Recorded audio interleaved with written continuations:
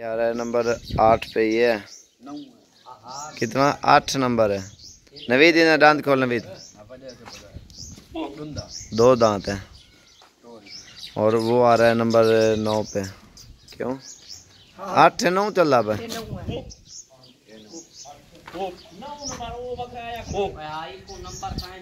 ये 72,000 रुपये का आ रहा है फाइनल। और नंबर 9 पे दोंदा बकरा है। कुत्ते का यार नवीदी कुछ झाल खड़ा ली चिट्टे बकरा। वो वाला आ रहा है मेहंदी वाला 47,500 रुपये का। इन्हें दांत को ले दोंदा है।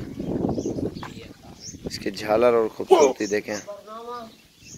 ये 72,000 रुपये का।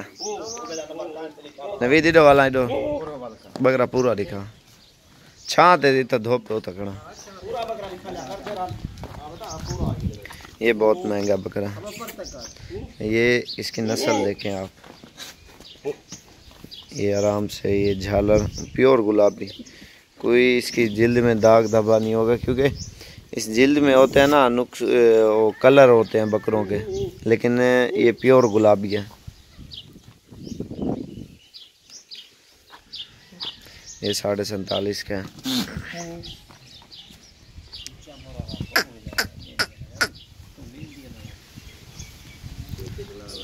एक कुत्ते करें ये चीज देखें।